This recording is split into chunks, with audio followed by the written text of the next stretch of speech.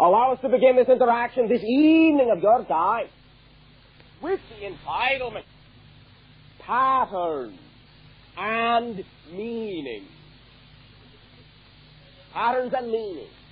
We have discussed many times the idea with you that all situations and circumstances within your physical experience, your day-to-day reality, are basically neutral props in relation to each other with no inherent meaning within them other than the meaning that you give them. Everything being blank, empty, neutral, allows you, by giving the appropriate meaning, to extract from that circumstance the effect that you desire. As we have indicated, positive meaning in, positive effect out, negative meaning in, negative effect out. Simple physics, simple mechanics. Now let us take this understanding a little bit further. We have discussed the idea that what you experience to be your physical reality, in a sense, is a combination of vibratory frequencies. This combination of vibratory frequencies represents all the probable or potential realities there can possibly be. They all exist right now, right here, all at once. They form what can be called the background reality, so to speak. Not that there is any one real reality any more real than any other. Not that there is one truth against which to measure other realities for their validity or truth. But the background reality is the composite of all realities, all truths, in what you may call a holographic fashion. Overlaid, intertwined, interwoven. In a sense, laying in wait for a specific stimulus to bring to the surface of that general background any particular reality that you may choose to call a dimension of experience or a universal realm. Now, how you call those particular vibratory frequencies to the surface and allow yourself to experience that particular reality is through your beliefs, through your attitudes, through the vibration you create yourself to be. Through, for all practical intents and purposes, the meaning you choose to give to the idea of a fundamentally homogeneous background, through the meaning you create, do you then actually create the physical reality you experience. So in a sense, it is not so much the experience that gives rise to meaning, it is meaning that gives rise to the experience. When you project yourself into physiological reality and determine as a non-physical consciousness that you will create certain types of experiences, that is the meaning you are giving to that particular life you are creating, that particular aspect you are creating for yourself as a non-physical entity to experience as a limited, physically focused entity. It is that meaning, that overall desire, that then vibrates at a certain frequency and then calls out of the background vibration through a sympathetic synchronization all the circumstances necessary that represent the meaning you have injected into the general life theme or structure that you are about to live as a physical being. Is all of this making some sense so far? All right. Simply put, the idea is that all circumstances are neutral.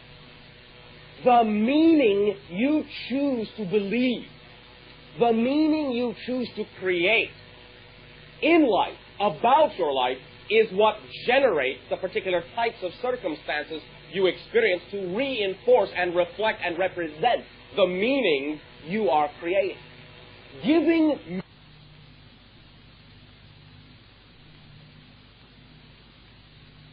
meaning, it is meaning that gives rise to the experience. When you project yourself into physiological reality and determine as a non-physical consciousness that you will create certain types of experiences, that is the meaning you are giving to that particular life you are creating, that particular aspect you are creating for yourself as a non-physical entity to experience as a limited, physically focused entity. It is that meaning, that overall desire, that then vibrates at a certain frequency and then calls out of the background vibration through a sympathetic synchronization all the circumstances necessary that represent the meaning you have injected into the general life theme or structure that you are about to live as a physical being. Is all of this making some sense so far? All right. Simply put, the idea is that all circumstances are neutral. The meaning you choose to believe, the meaning you choose to create in life, about your life, is what generates the particular types of circumstances you experience to reinforce and reflect and represent the meaning you are creating. Giving meaning is the actual act of creation itself. To give meaning to something is to create it into existence in your particular experiential realm. Nothing has built-in meaning. There are no inherent meanings in anything. All vibratory realities are simply a neutral set of circumstances in relation to one another, to some degree representational of a type of crystal lattice work that represents the overall holographic experience of all reality, of all creation. But the meaning that you generate within your attitude, the idea that you create within the being that you are, is what generates the type of frequency that then pulls out of the homogeneous background all the experiences that then represent the meaning of your life. Many of you, as you have discussed with us, go through life searching for the meaning of your life. But you see, your life is created simply by the meaning you give to it. So when you are searching for the meaning in that sense, you are chasing your own tail in many ways. The idea is to recognize, as we have discussed, that you have the power of conscious commandment, the ability to make decisions consciously that you know are decisions that represent the life you prefer to live. And then when you give your life that meaning, that is the style of life you experience. For the vibration that you are will pull out of that background all the circumstances literally, all the situations literally, all the relationships literally, all the objects literally that represent the meaning, the vibrational resonance, the harmonic you have given to your life. You have given to the circumstances that you have generated through the initial meaning that you had, which created the spontaneous creation of your life to begin with as a physical being, as a physical entity. So simply allow yourselves to know you are the definers, ultimately, of the life you experience. And as you define it, as you give it meaning, your life takes on only, and can only take on, the colorations and the characteristics and the flavors and the atmospheres of the meaning you decide your life will have. And that is what you will see reflected in the holographic background, the matrix of all universal probable reality. The idea we have also discussed is that everything is synchronicity. Everything is interconnected with everything else. This is a part of the holographic weave. Every single portion of the whole contains the total information of the whole. Every single area is representative of all creation. Everything is all here, all now. So whatever vibratory frequency you are on determines what aspects, what faces, what facets of the total reality that is right here that you will see and experience as your life.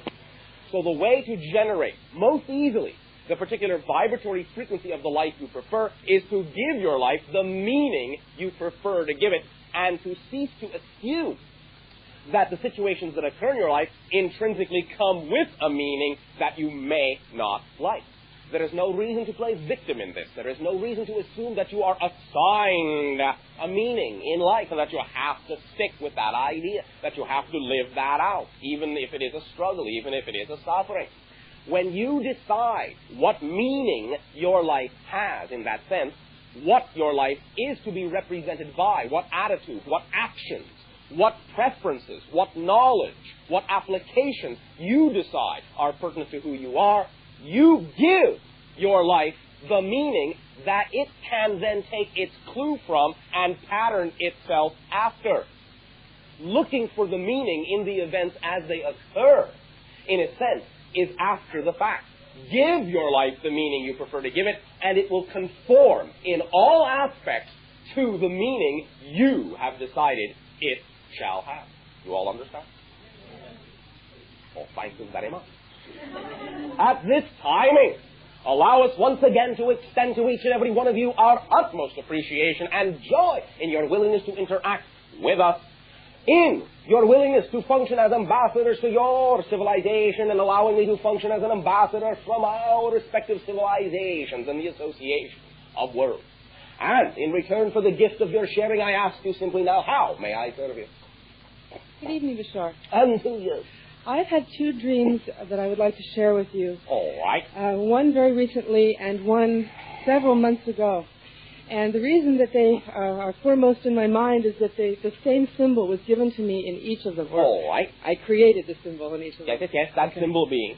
That symbol being a dragon on either side of a piece of metal. Aye. The first dream, my husband and I are looking for a place to live. Aye. He drops me off in this neighborhood to check it out and says he'll be right back. I start looking around for signs, omen signs, not signs. Aye. I look omen up. Signs. Right. I look around for. I look up. On top of a skyscraper is a billboard with an old crow in large letters. Next to it is a huge neon eagle. All right. I walk around to the back of this apartment building, and I see at the end of a large banister a clear quartz crystal about 3 feet in diameter and 5 feet tall. And about 4 feet away is a large rectangular lapis stone, about 1 foot square, with gold marbling and a strange drawing in black that I somehow know is space being coded information, not drawn on, but somehow just made to appear there. All right. It is ancient civilization encoded information upon your own world as well, but continue. Okay. And a small rock beside it with similar markings. Then I went around to the front of the building and saw it wasn't the kind of neighborhood we wanted to live in.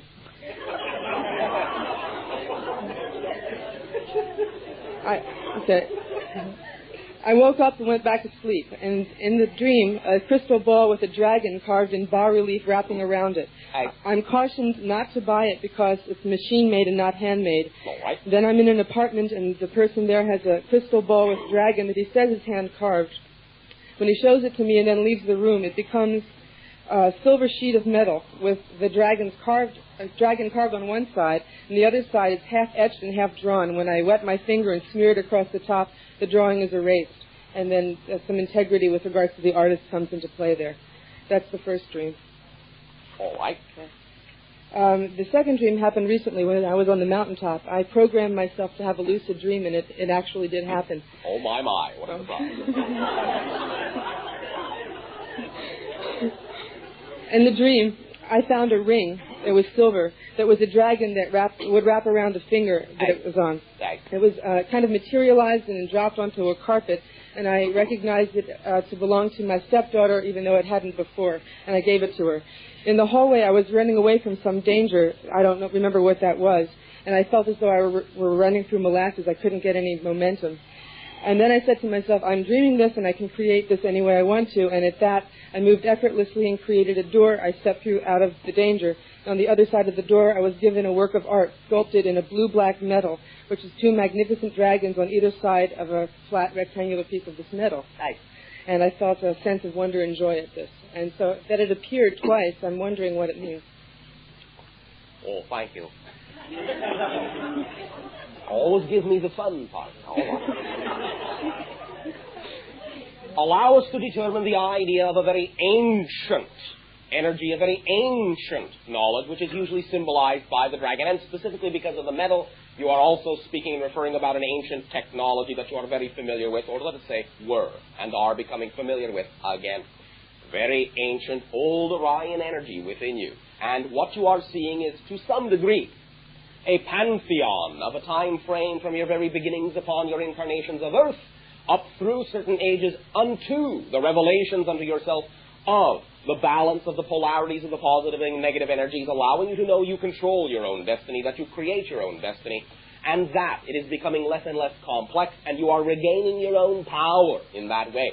You, in that sense, are the artist, the designer of your path, And now you are looking back upon your work, the path you have designed to bring you where you now find yourself in the present. You have now stepped through a new gate, a new doorway, into a new reality, a new work. So you are reviewing the painting, the path, the sculpture of your life, and allowing yourself to recognize that always, always, always, you knew what you were doing, in danger, out of danger. You were always relying upon the ancient wisdom that you began this journey with so very long ago to carry you through to the end of the hallway, which is not exactly where you are now, but you are almost there.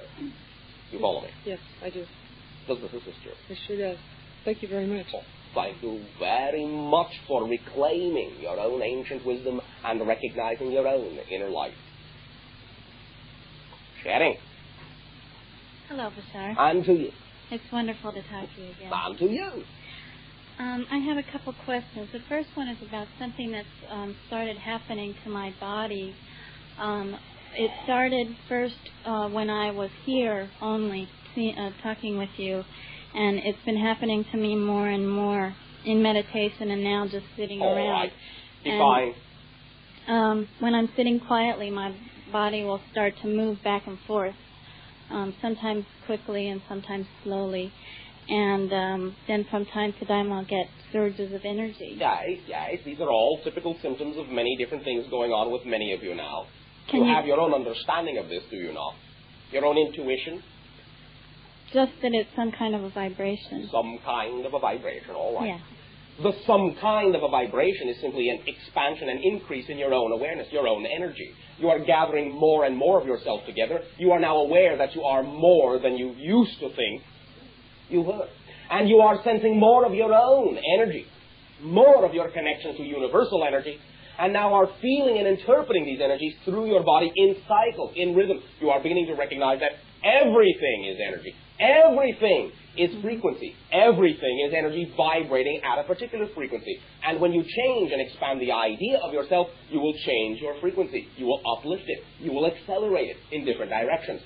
For a while, because it is not used to it, your body may react with physiological responses to this energy, but as soon as you acclimate to the new level on which you are existing, it will smooth out until you assimilate the next level.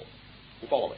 Yes. So your centerings and your meditations are opening you up to more of your own energy that you can now apply in your life in any way you care to. That was my next question, how I could use the energy. That's how. Okay. What excites you the most in life? What excites you the most? That excitement is your indication of how to best apply it. That's what excitement is for. It lets you know where to apply the energy that you now are aware of. Excitement is the vibration in and of itself that represents the path you chose to be. So whatever excites you the most, with integrity, apply your energy in that direction, and you will be serving, fulfilling your purpose, being served by the universe automatically, abundantly, and effortlessly. It all goes hand in hand. It is all one event. Use it as you see fit. All right. What do you wish to do? That changes from moment to moment. Yes, well. So I usually do what excites me in the moment. Oh, thank you very much. Thank you.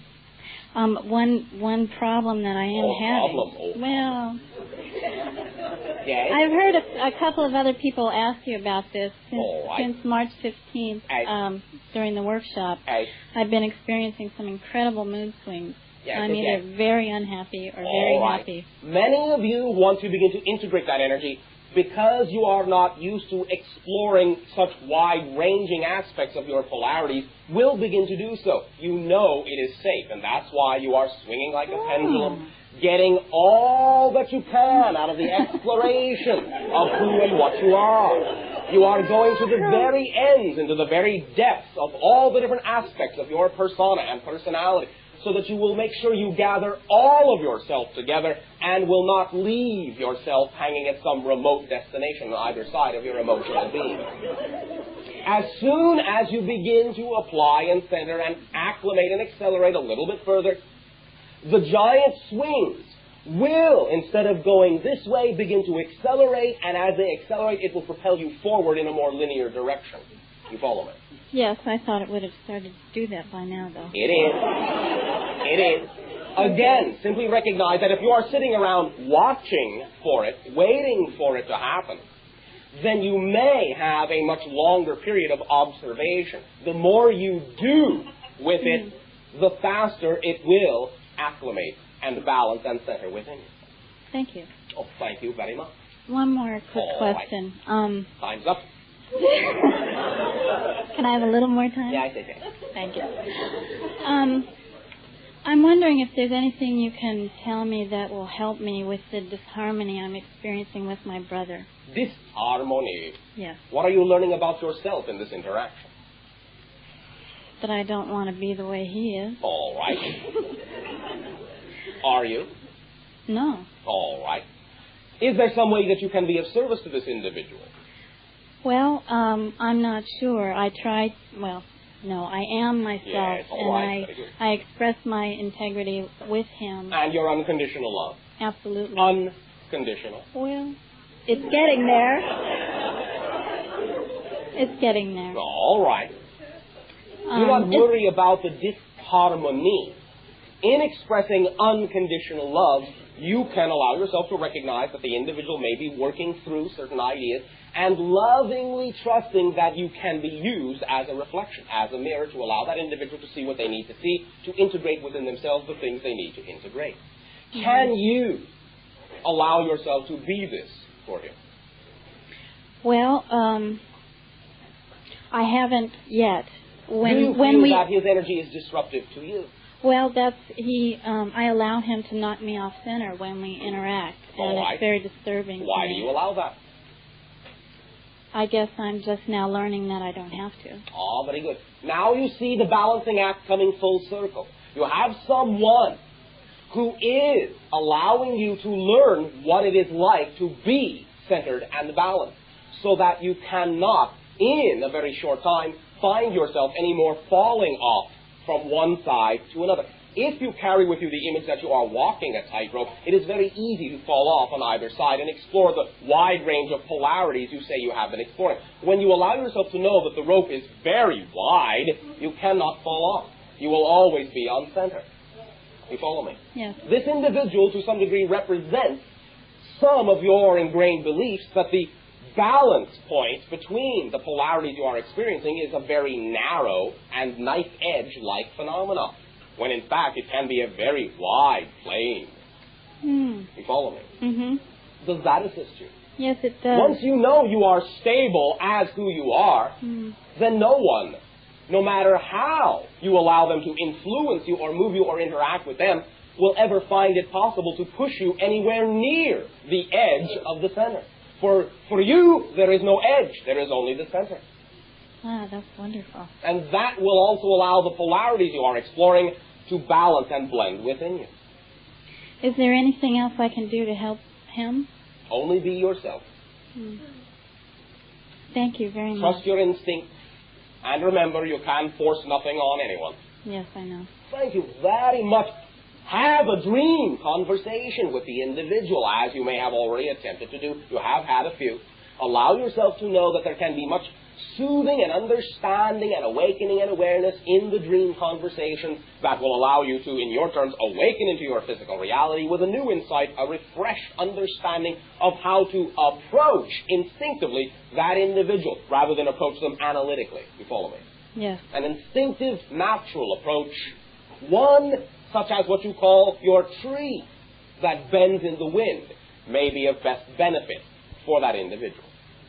Thank you very much. Thank you very much. Pleasant dreams. Good evening. Sharing. Hello, Bashar. And to you. God bless you. And to you. Thank you very much. I've had many different experiences. Speak up. Okay. I've had many different experiences with space people, and I was wondering what vibrations you may be picking up that may aid me in better understanding of some of the different things that I've gone through in my life that could aid me more in the present. All right. You can assist us in tuning into that vibration by sharing with us the ideas about how you wish to use what connections you are aware of in terms of your daily life. How do you wish to use the vibrations, use the energy? How are you of service? I'm not quite sure what you mean by that last statement. What are you doing with the information? What are you doing with your knowledge? How do you apply it in your physical reality that you have the connections you know you have? Well, I'm basically on a fruit diet. I'm very much into that in prayers and also taking enemas and cleansing myself out. All right. Those in your terms of centering within yourself, all well and good. How are you applying it outwardly? I share it with people, but on a limited basis, the people that will accept it.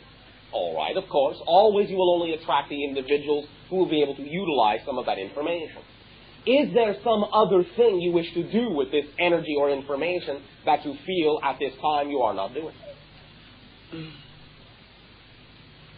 Okay, well, what I would like to do is get in touch with more contactees, because I feel it's very important. Ah, very good.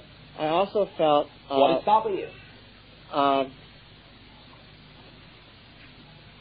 Getting in touch. I don't know. All right. Are you going to get in touch? I'm trying. Trying? I'm working, well, in the sense that I give some support in helping other people in different organizations. I help pass out flyers and UFOs. I come here. I help ways to get connected with other people. That's why I'm here, to get connected with people. All right. Are you enjoying this?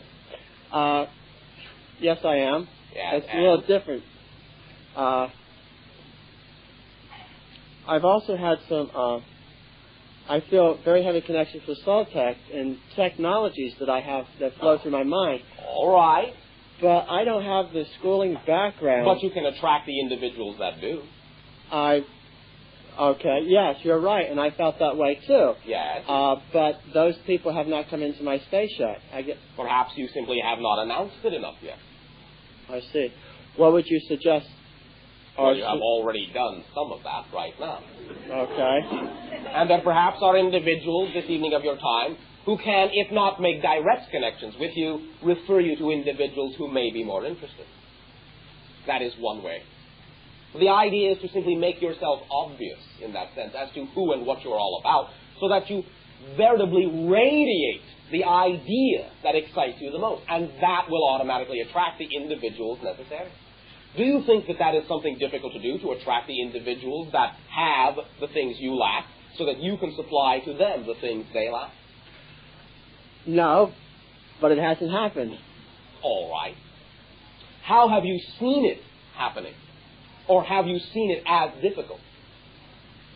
In other words, when you consider the idea that you wish to attract other individuals, do you create scenarios in your mind that make it seem like an obstacle to do so? Or do you see yourself interacting very easily?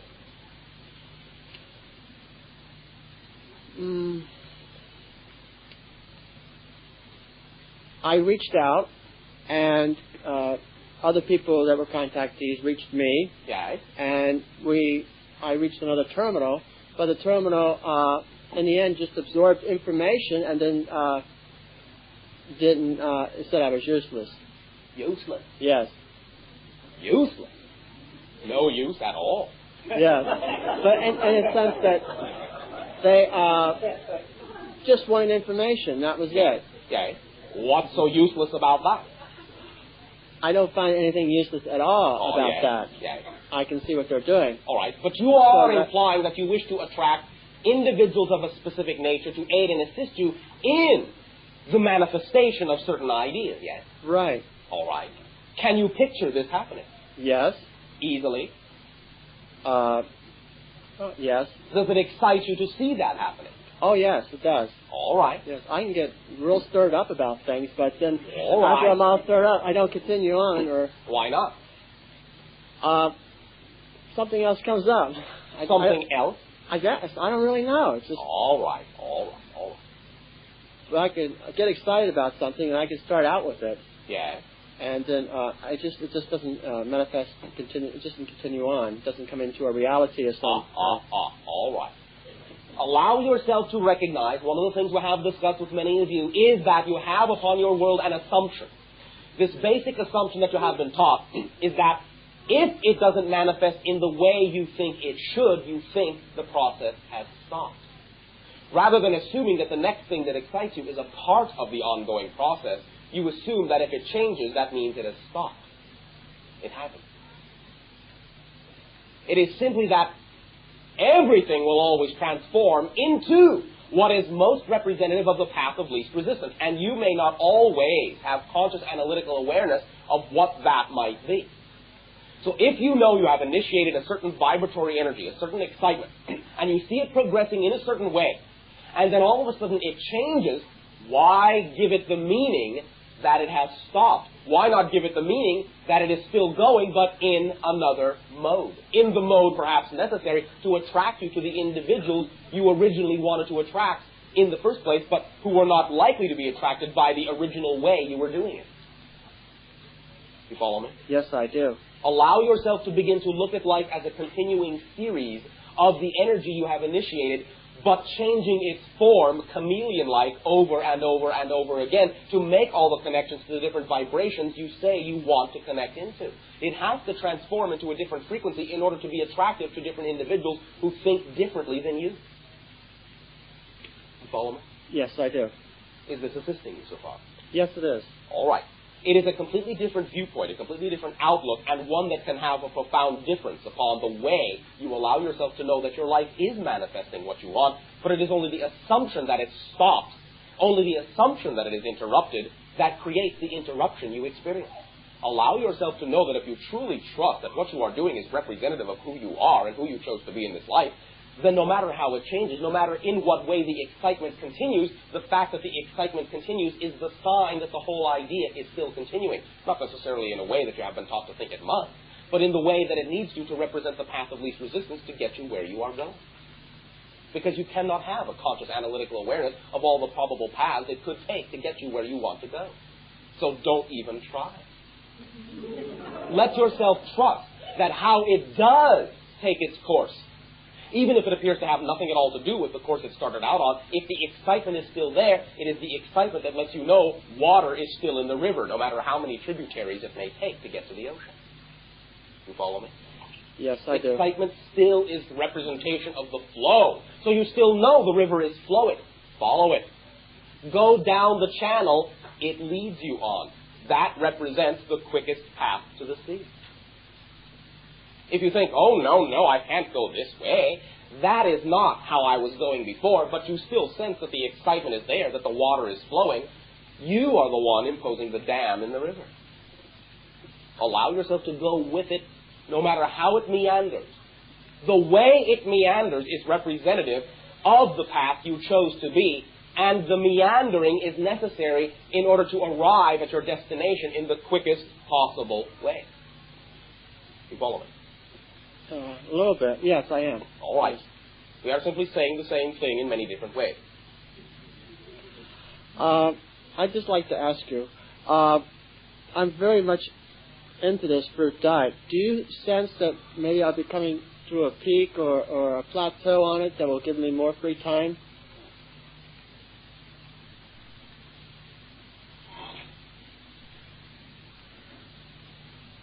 Allow yourself to trust your body consciousness. Allow yourself to ingest things that your body may say it needs for stabilization from time to time. You do not have to force yourself into a spiritual vibration. Allow yourself to know that you will balance out and equal out, and you will simply know and have the appropriate instinct as to what feels correct to ingest within your body. Allow yourself also to understand that when you allow yourself to know you are following the path at any given moment that you've created for yourself, you will then be more strongly in touch with all the different levels of your consciousness, and that will allow you to know you do not need as much unconscious time in which to connect to those levels because you are doing it consciously. That means you will probably sleep less. That means you will probably experience the idea of having more time, but recognize also at the same time that you have all the time you need. Everything is in perfect timing. You do not have to rush things along. You are an eternal being. You are right in step with the transformation. What's your hurry? Can you tell me the people that I had met aboard the spaceship, where they come from, what planet? Some of the energy is Pleiadian. And some of the other energy is? Some of it is connected to the various association worlds, some of which your world knows and some of which it doesn't.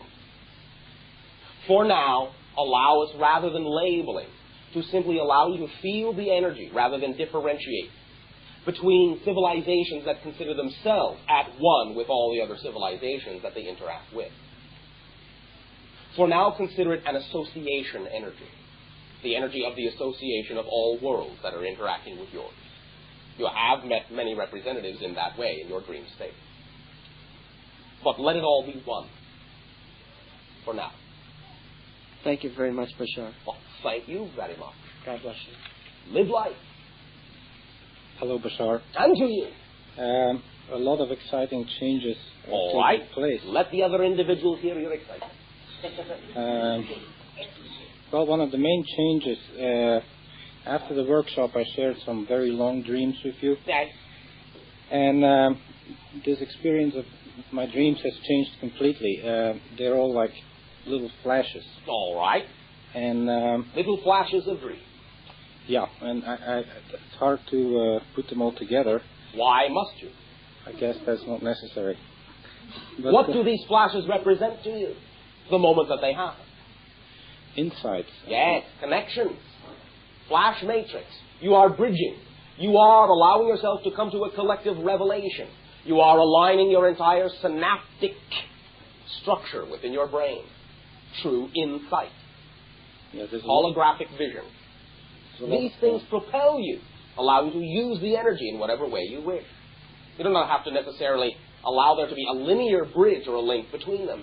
They are multisensory, multidimensional. There does not necessarily have to be a linear connection apparent in your physical world. True. There's a lot of daydreaming, and sometimes I remember some of these, but then I only remember them for a few minutes, Yes. and then they're gone again. Yes. Again, the idea is that as you blend your dream reality and your physical reality, as you live the dream, then there is not so much separation between the physical awake state and the dream state, the non-physical state, and so there is less to remember. Typical memory, quote-unquote, as your planet is used to thinking of it, being a relationship from one state to another state that you are no longer in.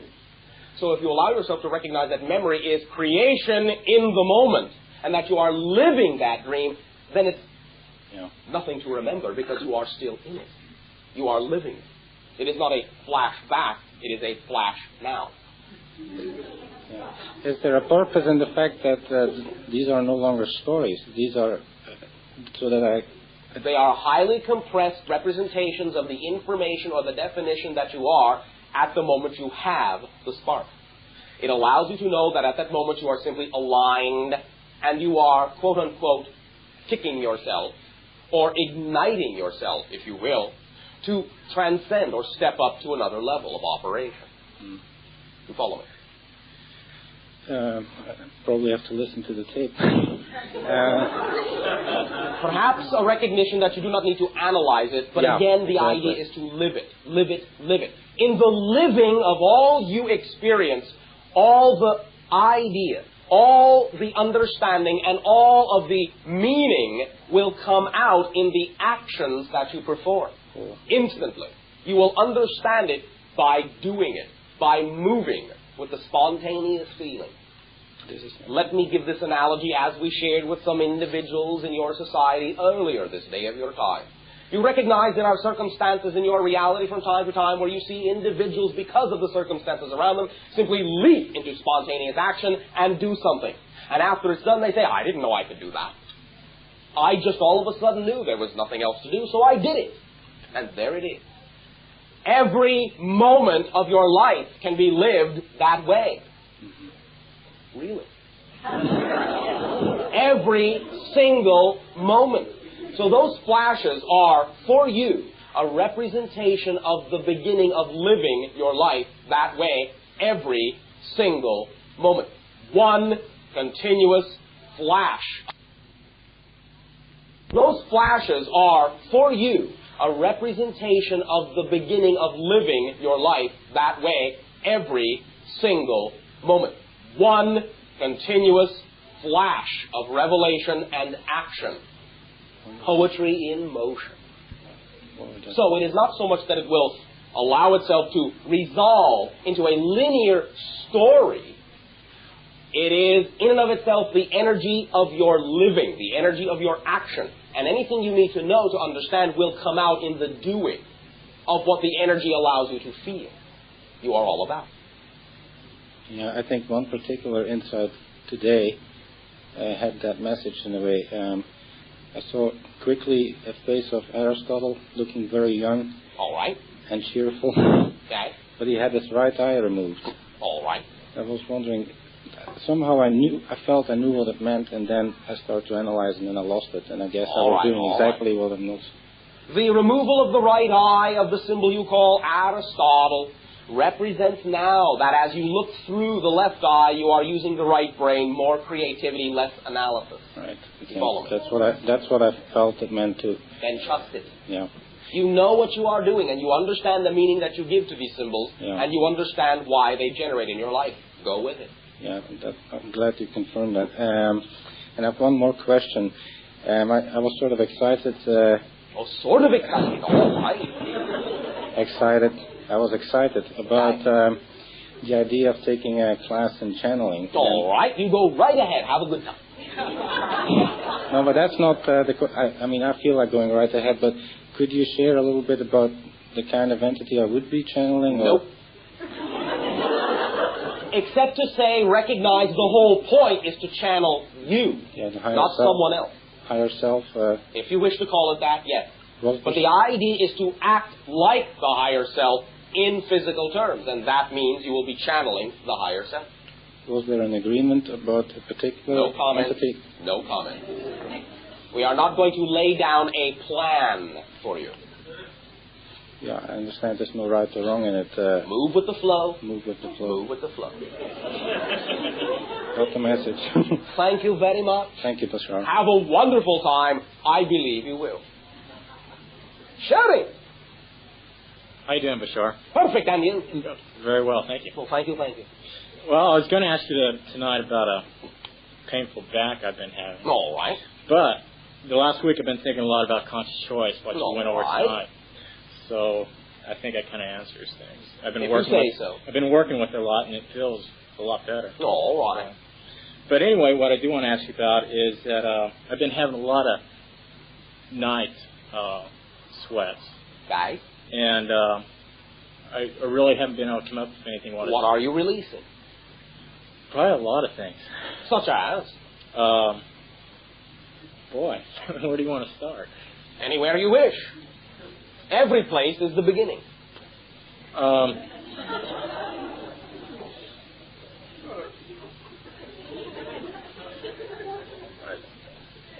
been releasing toxins.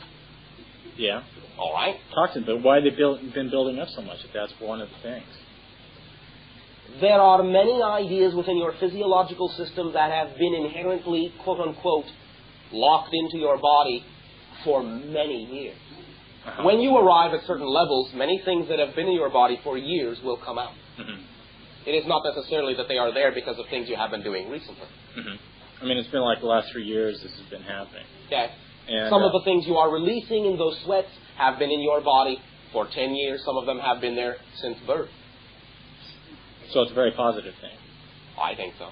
Okay. Well, I think so too. Oh, thank you. Then we agree. Okay.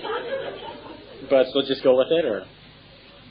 I mean, is there anything I can do to help resolve it? Well, what does your understanding of it allow you to create in your mind about the purposes for it? Just that there's some things I need to clear out. All right. Does it excite you that you are clearing out? It does now, yeah. Now, all right. Then the added variable of your excitement will change the experience. That's good. Thank you. Well, thank you. Okay, thanks much. Allow yourself, if you wish, to visualize and image the energy pouring through all your pores. Imagine that you are breathing with your entire body, with all the energy that you are. See the cycle of blue electromagnetic fluid going through your body and removing all the ideas of impurities and allowing them to dissolve outside you. Taking in refreshing electric energy and then removing the impurities and allow it to accelerate, but allow yourself to do it comfortably. All right. Mm-hmm. So in essence, everything really starts with conscious choice, right? Sometimes in your world it can start with unconscious choice. Well, yes. Resolving from the unconscious. Yes. But then, once it becomes conscious, you no longer have an excuse. But that's how the... Oh, well, yes, I realize I am doing that out of an unconscious habit. Now that you know you're doing it out of an unconscious habit, it's no longer unconscious, is it? Sure.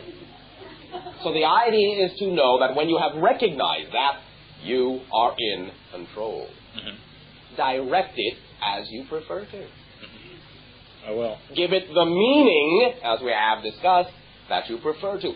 And then you will see a change to fit the new meaning. Mm-hmm. Sounds good. Thank you. I'll use it. Thank you very much. Well, thank you very much. Wanted to tell you how much we all appreciate your sharing with us. I've gained a great deal from listening to you. Well, allow me to convey how much we all appreciate your sharing with us. Thank you. Recently I had listened to some communications from a friend in reference to the transitions between third and fourth density, and I had a question. The past 2 years, beginning about 2 years ago, I have seen the entire focus of my personality, even my physical body, everything has changed to such a point where there is no longer the person that I was 2 years ago, seems to be no longer present. Correct.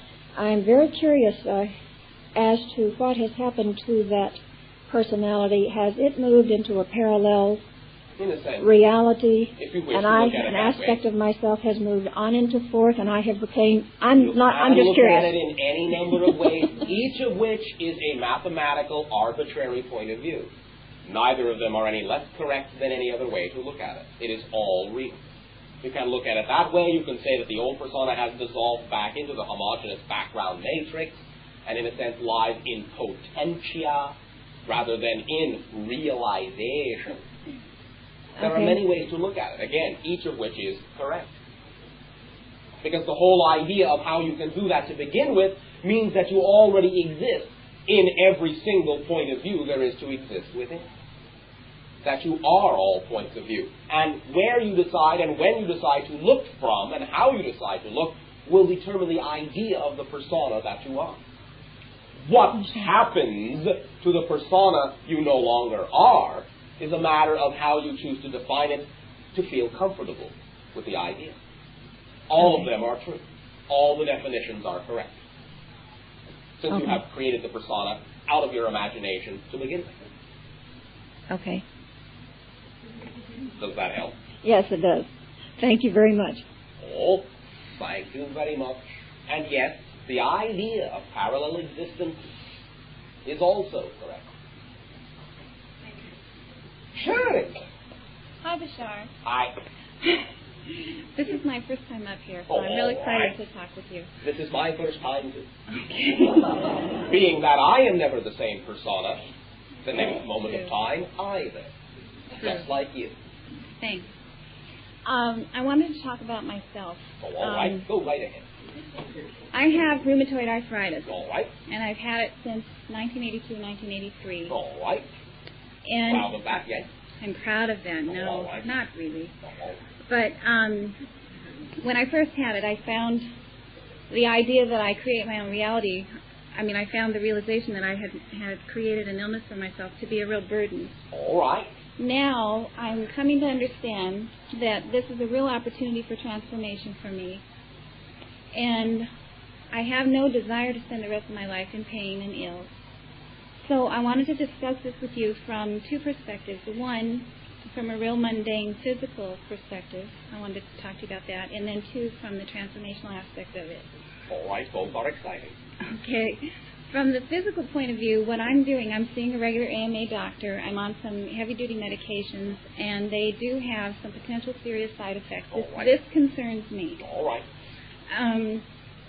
I'm wondering if there's anything that you can tell me that I could be doing in addition to this medical treatment that I'm under on a day-to-day basis to help me with the pain and energy problems and so forth. All right. Let's ask what we have asked other individuals. First and foremost, are you doing in your life what excites you the most? I don't know if I can answer that.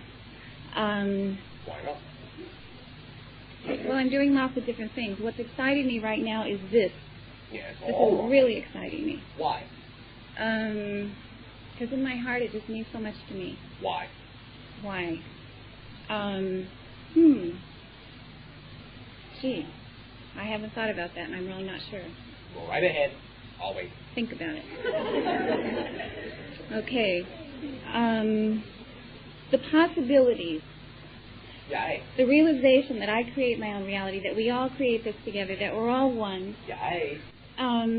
Very freeing idea, yes? It's fantastic to me. Yes, very flexible, yes? Yes. Not rigid, yes? Right. However, I've created a lot of rigidity, as you know. That was then. Up to this point, anyway. Yes, all right. Yeah. Which point is that? Oh, this one. Up to this moment. Which one? Oh, this one. This one, too? And that one. And the next, and the next, and this one, this one, this one. All right. All right. Now, may I ask you a question? Okay. At which point do you imagine, just play along, okay. At which point do you imagine you will no longer be creating the idea of the arthritis? When do you picture you, in your terms, will no longer be the being who contains that idea? 10 years from now? Well, unfortunately, I do think of that as a future thing. But although when I see myself, I'm still me and I'm this age and all that. Yes. Okay. So I'm not an old Let's person. play along for a moment. Okay. 10 years?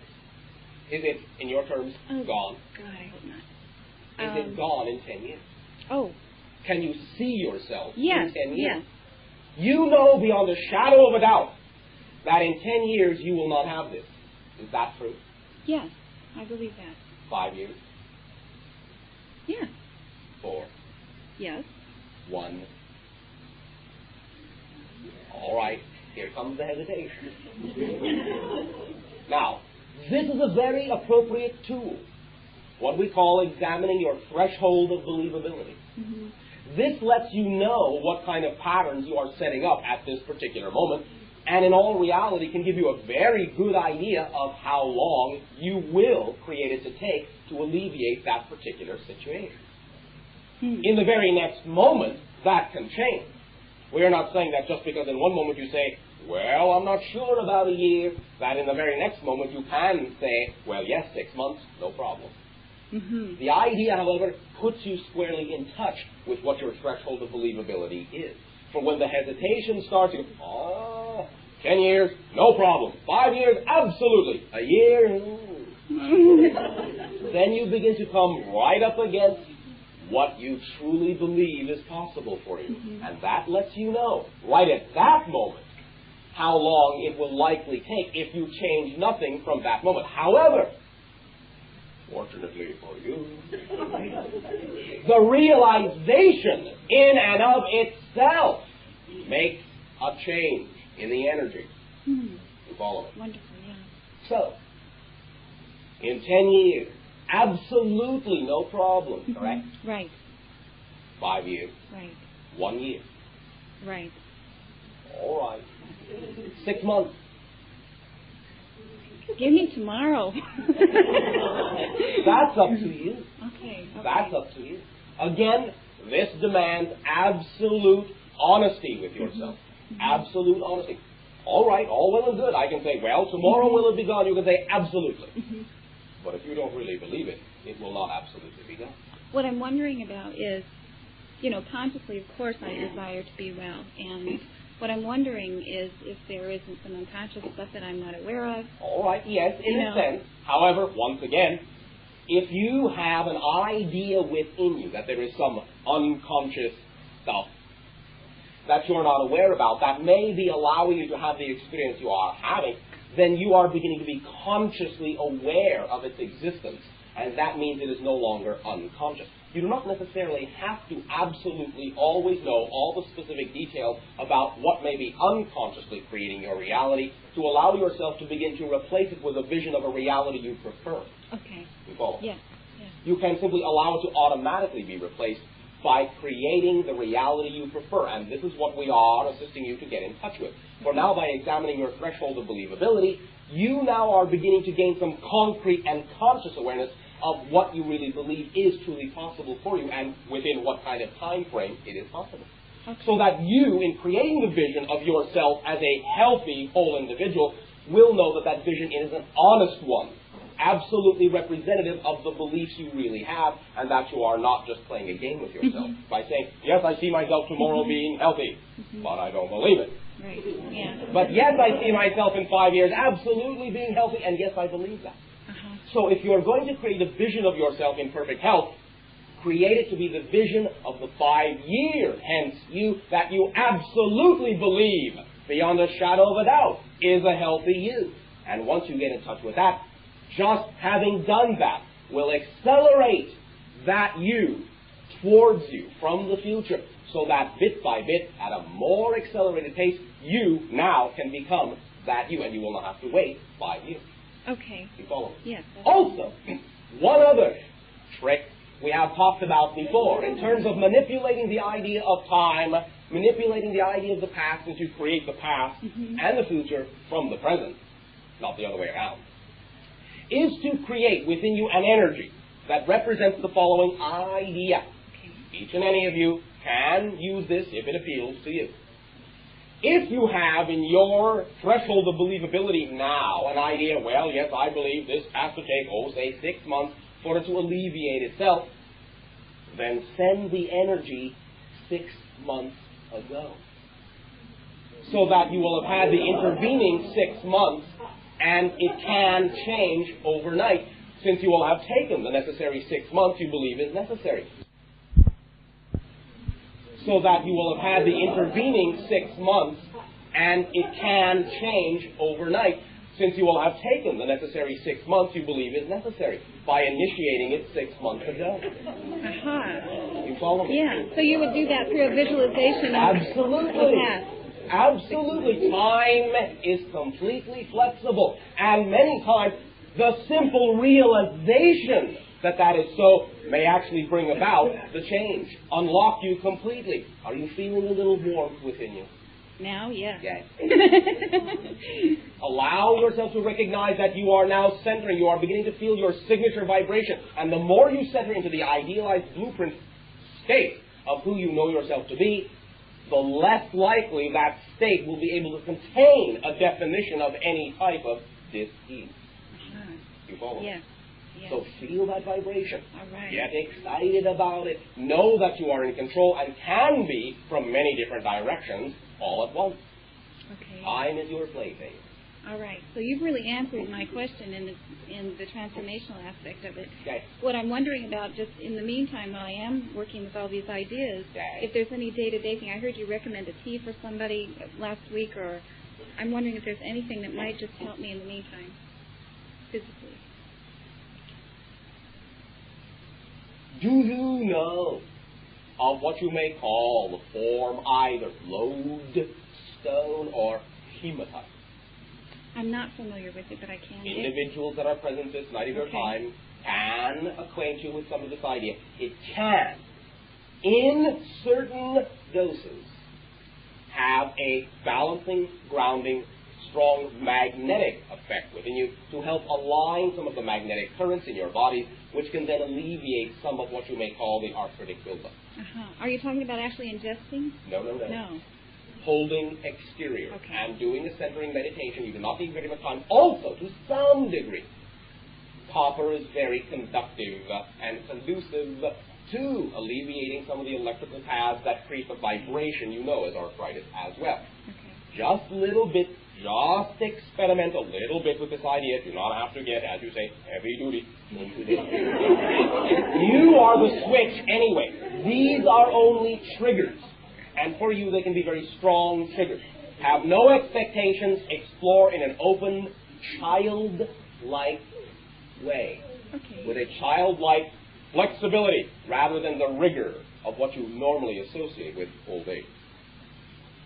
You follow me? Yes. Have fun. Thank you, Bashar. Well, thank you very much. And trust your imagination, for in those meditative states, you may come up with something else that you feel so inclined to associate with, be it something you ingest, or be it something you simply surround yourself with, or something that you do. Listen to your imagination. All right? Thank you so much. Oh, thank you so very much. Happy dancing. Sharing. Hi, Bashar. And to you. I'm really happy to talk with you again. And you. Something that I really like is a lot of times when I have a question that I want to ask you, sometimes I'll just ask you in my mind when I'm not here, and the answer comes. That comes from you. Oh, okay. Recognize that many of you, as we have allowed and offered, use our vibration to get in touch with that aspect of yourself that operates on a similar frequency. So the answer comes from you, and you are using us, thank you very much, as a lure to find yourself. We are simply a reflection, a lure, a mirror for you in that way. It is not that it directly comes from us. You tap into the frequency that allows you to operate as if you are us, what you think us to be. You assign us the capability of knowing those things, and so in forming a connection with that vibration, you grant yourself the ability that you have always had. We thank you. That, to us, is a gift. It's pretty exciting. Yeah. It's fun. Yeah. When I came here, I didn't even know one of the questions that I was going to ask you. All right. And I got the question, and then I got the answer right away. Very good. You see, it is not that you need questions to speak with us. The idea is simply equality of understanding. One of them was when a person finds himself afraid, what is a really quick way to get out of that? And what works for you? Well, the thing that came to me was unconditional love. Yes, absolutely. Just to feel love in some form, and the fear goes away. Is it yeah, not? yeah. So, that is the way that works best for you. Your imagination gave you that, you gave that to yourself, and you also extracted it from the universal knowledge of all that is.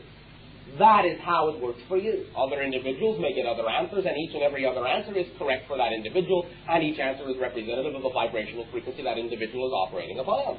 So congratulations for finding the answer that is you. Thank you. Thank you very much. I don't usually remember my dreams very often. But there's been a couple times in my life where I had very, very vivid, bright, colorful dreams. All right. And that happened to me about a week ago. And the dream that I had was that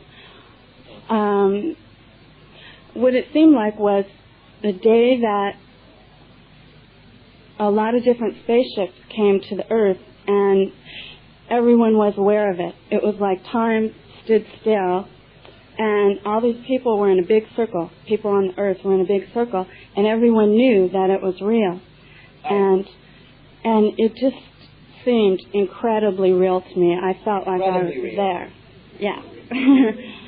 So I'm just wondering if you can tell me anything more about it. You are simply sensing the unification that can occur between our respective worlds when you do allow time to stand still. That means when you live in the present.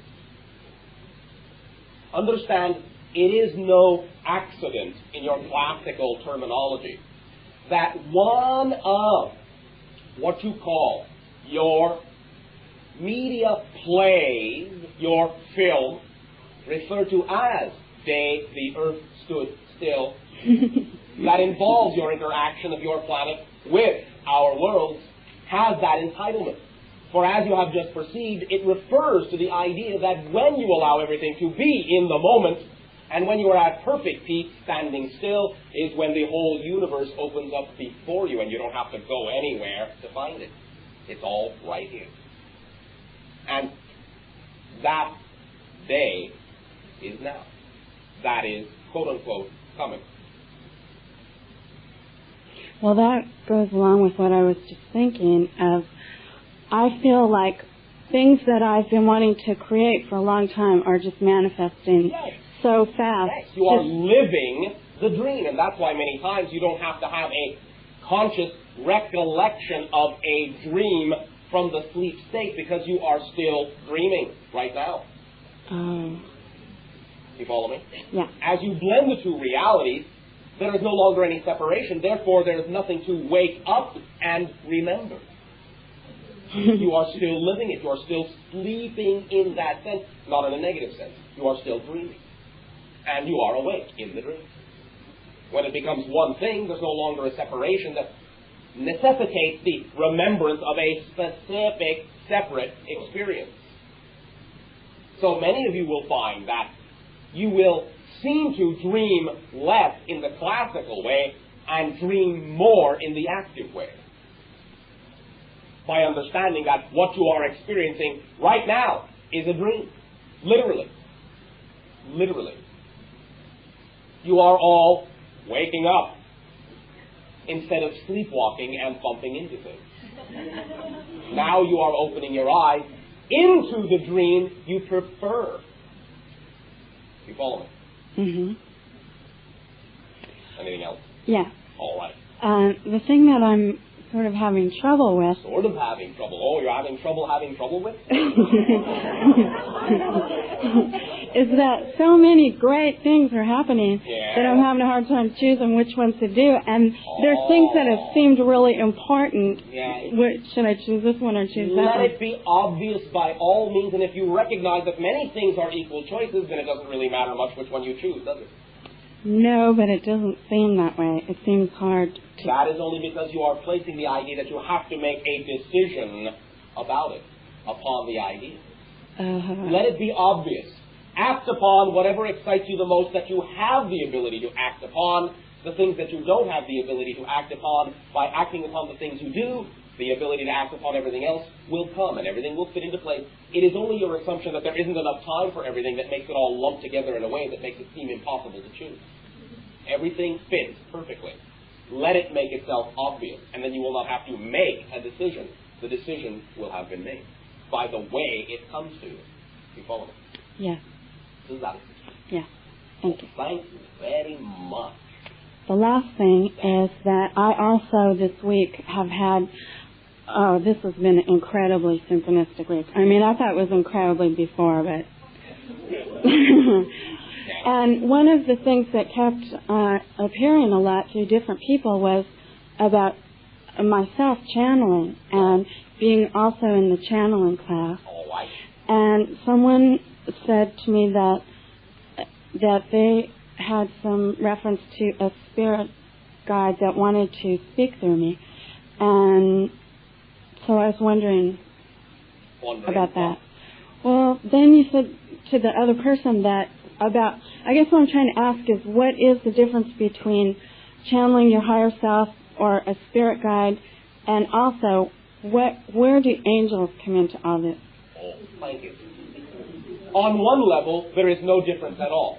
On another level, there is a differentiation, and it can be seen as its own consciousness. It can be seen as consciousness that has been embodied, that you have interacted with perhaps in many different lives. This is what the majority of spirit guides can be. Spirit guides can also be consciousness from other planes, other levels of consciousness in many different ways. This is not to say they are not their own consciousness, but on one level we are all the same consciousness. We simply remove the idea of the labeling because in all practical purposes it is rather arbitrary. Anything you need to know, any name you need to know, any label you need to know, you will know when you need to know it, if that assists in the connection. Angels, in a sense, are a level of consciousness that in your terminology have never experienced physical reality in any dimension whatsoever. You follow me? Mm-hmm. And as such, still, you are all angels, because there is an aspect of you on every single level, including that one. So, remember that even though you are interacting many times with what you call a separate spirit guide, much of what you actually experience as the communication itself is your energy, because it is the job, if you will, of the spirit guide to lure you into using you. So, the channeling that you see right now before you is not directly my consciousness. It is the consciousness of the physical channel allowing itself to alter to match my vibrational pattern so that a model of my consciousness is created for you. And then there is again yet another removal in that you have to create your version, your model of what you perceive coming through the channel in order to perceive it at all. So by the time it gets to you, it's made of your energy. And it is you molding your energy to create a facsimile of what you think is happening through the channel, which is a facsimile of what is happening from me. Follow me. Well, are you saying then that you don't really need a spirit guide if you can know that you're just, that's your own higher self? In a sense, yes, that is correct. The idea is that you will probably intermingle with all other consciousness anyway, and that other individuals, simply wishing to be of assistance, will be of assistance to you, so you'll probably come across them no matter what. But the idea is to understand that on one level, all consciousness is the same thing, and if you simply recognize that, then paradoxically, you will be channeling yourself, and at the same time, it will be easier for you to be in touch with all other levels of consciousness as well. Well, when the person said this to me and another person said something about it, I was afraid of channeling. And then, I thought, old religious ideas that I had. All right. Let me remind you simply, right now, nothing can control you against your preference. If you believe that you are the creator of your reality and you know what vibration you are, then simply realize that the vibration you are is the vibration that you will attract. It cannot be any other way. Fear that you may attract something negative is the calling card. You follow me? Yeah, I was afraid I'd do that too. So, all right. But then I got. If you choose to do it at any length of time, allow yourself to realize, wait a minute, this is not what I prefer, and then do what you do prefer, and it will change the whole scenario immediately. Just like switching a dial. I no longer prefer this program. Click. You are no longer receiving the old program. Unless, of course, you have a belief that your dial can get stuck in the middle and you receive portions of both. But that has to be your belief. You follow me? Yeah. As you feel yourself to be, so you align. And that is the energy you will experience. And if there are fears within you, then explore them with great vitality. And in doing so, they will no longer be fearful. And you will transform them into positive vibrations, which will attract what you prefer. I feel that that's already happening. Yes. And I found a book about channeling that as I'm reading it, it just was wonderful. And well, there you are. You attract all the tools that you require when you require them, automatically, effortlessly. And that is communication from your guide and your higher self and you. And you said about the labels that at times you can know about your spirit guides. That was what I was going to ask you, if I could know that. Yes, you can. Relax, meditate, allow yourself to balance out, be very relaxed, no expectations, and then talk. You'll get an answer. Whether you validate it or invalidate it or not is up to you. You will get an answer. And if it feels correct, use it as a symbol. It will work. All right? Okay, thank you. If it doesn't work for you, don't use it. It is as simple as that. You will sense how to align yourself. You have your own truth sense, and your truth sense simply means you know what is representative of the vibration you are. All right? That's great. Thank you very much. Happy channel. Thank you. At this timing, you may all channel a short break. And we will resume contact momentarily.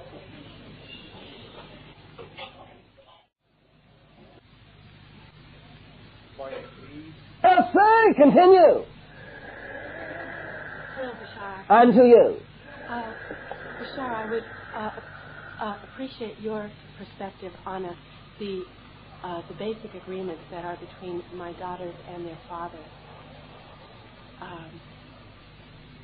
I would like to be of service to my daughters at this time. They're going through a lot of pain because of the scenario that has been happening. Define.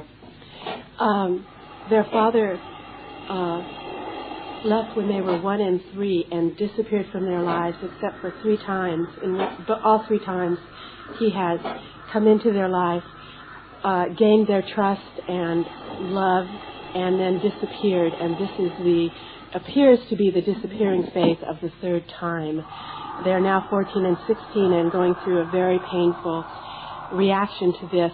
I feel that I understand what I have gained from this situation, but I would like to be able to aid them and be of service and help them to understand their agreements and how best they can deal with this. There are some that connect into many other different lifetimes, one of which is when they were, in your terms, husband and wife, and had as the energy of the father a child in a similar reciprocal relationship. And in this way, there was the idea within that relationship of a lack of support, a lack of fundamentals as you understand within the relationship, but also recognize that what is being done now is a playing out to some degree of a lack of understanding on their part in another life as the husband, as the wife, of the fact that no matter where anyone is, they are connected, and that you can sense that connection regardless of physical proximity. We are not in any way, shape, or form condoning a lack of integrity upon any other individual. But the idea in this way is to understand that they are connected in many ways, and that physical proximity does not have to be symbolically representative of that connection. Also, there are many connections they need to make between themselves and their own understanding of who they are, their own relationship to creation.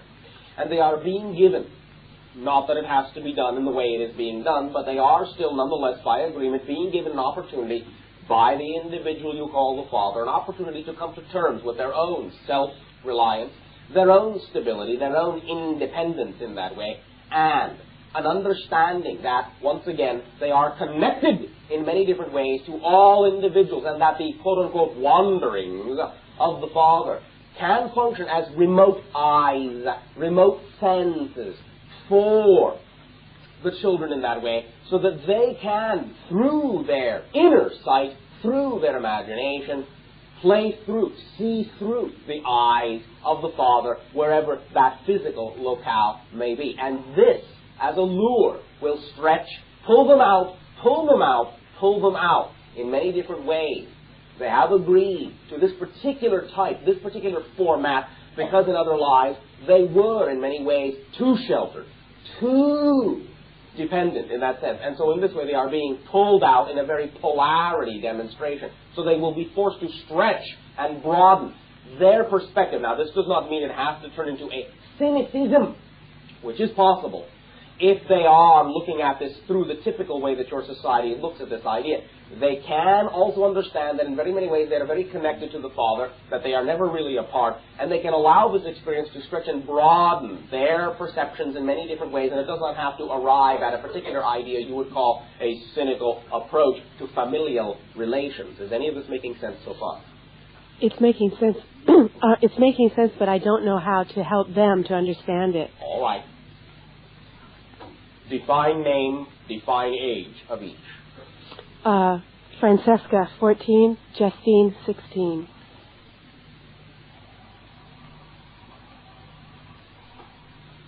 Remind, if you will, though it may seem on the surface to make no sense, in story fashion, Francesca, of the wild and exuberant lifestyles that she may allow herself to remember she has lived, the idea of being a center of attention in many ways through many lifetimes, and now finding that the attention that is craved being that which abandons. Allow there to be understood that the vitality of the lives that were lived can be reclaimed, but it is within. The fire burns within. And again, it can be a creative fire. Justine. In this way, the coolness of analysis, the scope of comprehension that is capable within this individual can be brought to the surface with the memory of many nights gazing at the stars, many nights putting all the pieces together and contemplating the idea of the relationship of the heavens and the earth.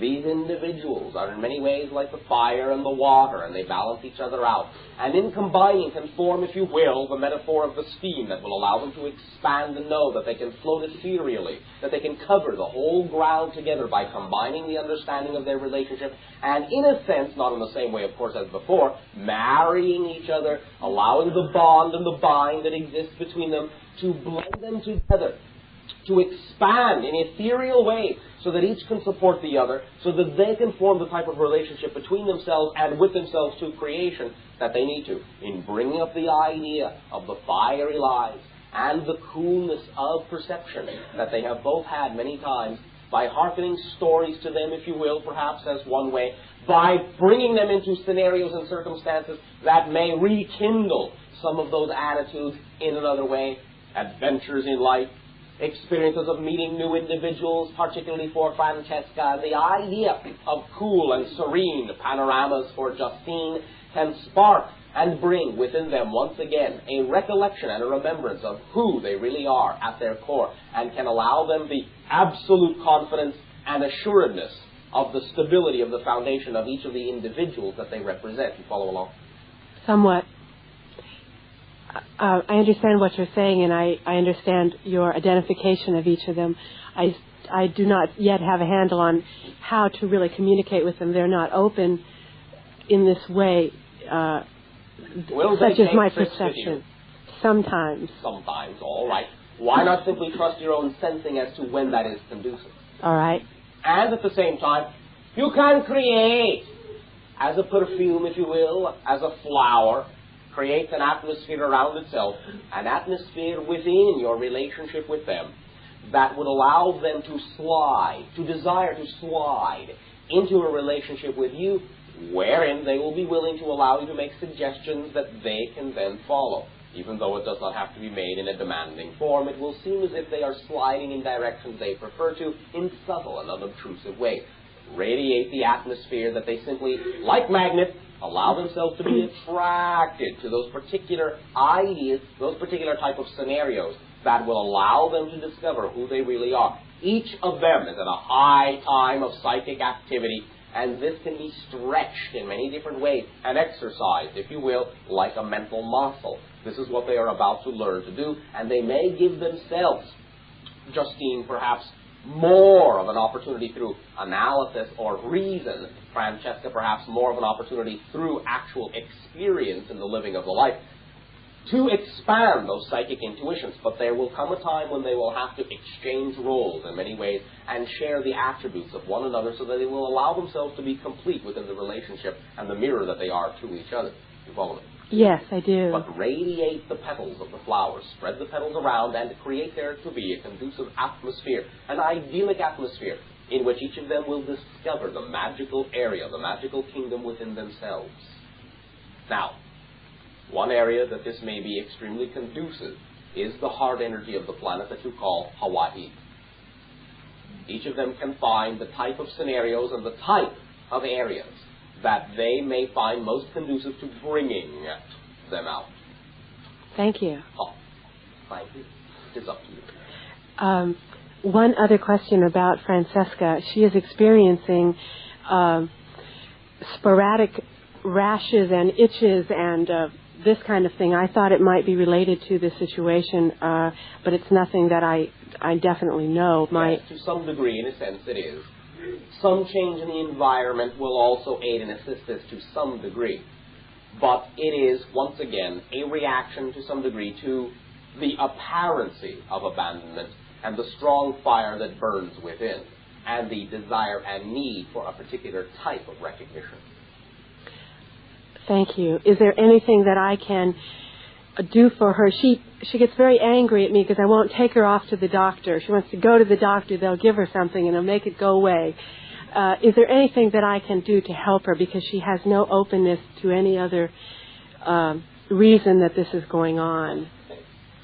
What is your reluctance to follow her belief system? It's that I feel that they will give her something, perhaps, that will help the itching, but it won't help. Because I believe that it's caused by her mind in this situation. No, I don't. So then why not trust and follow her belief system for now to allow her to play through what she needs to play through? Okay, and I'll do that. Come to the recognition and decisions that she needs to. Okay, I understand. Thank you. I've been asked to ask you what is the earthly equivalent in terms of herbs of cortisone? There are some. One aspect is contained in an idea you call burdock. One in an aspect you call wormwood.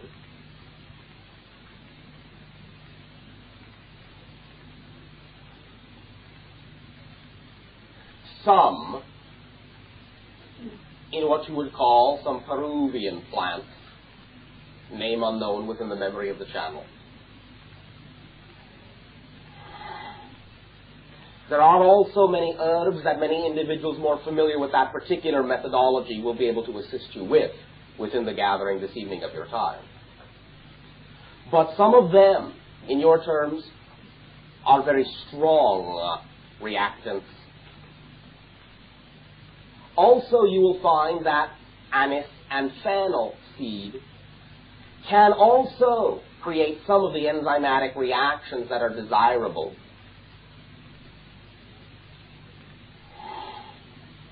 This is a fluctuating thing with the energy of the individual that is referring this idea to themselves.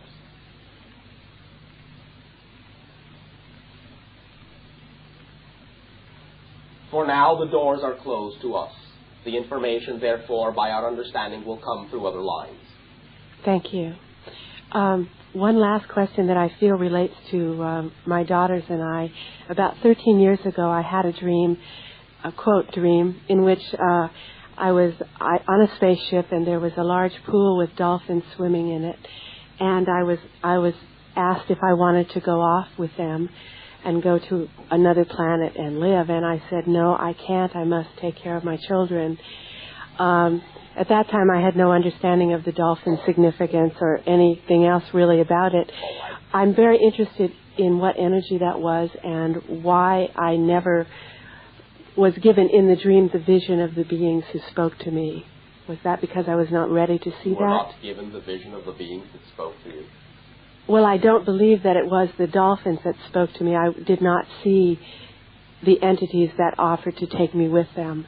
And I would like that. There are other connections, but what makes you think it wasn't the dolphins as well? Well, it may have been the dolphins. I've had a very strong connection with underwater energy all my life. Some of that is generally representative of Sirius, although there are Arcturus connections as well. Why not simply dive back into that pool in your dream state and see what further communications you can initiate? Thank you. That's very beautiful. I'll do that. All right. It's up to you. Thank you. And again, simply remember that you know what you are doing and you recognize the timing. You will understand the labeling and you will understand the origins of some of this as time progresses. Some of it is serious energy. Thank you. That is usually the one most often associated with the dolphins and symbols of water. Thank you very much. Thank you. There is a diamond-like doorway through which you can also pass. Use that in your meditation. See a clear blue-white diamond-like shape. Go through it. Thank you. Thank you. Sherry. Hello, Bashar. And to you. I'd like to ask you to have a look at my future track, please. Which one? My professional one. Which one? This one from now in the immediate future. You mean Is that not... from now till now? Yes. Uh-huh.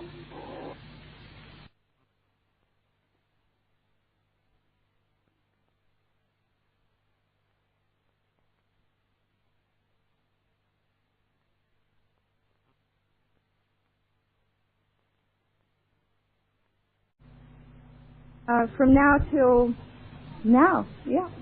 All right. Okay. Looking. For many years, my profession has been in the metaphysical field, in healing and counseling and workshops and so on. And a couple of months ago, I found myself in the middle of the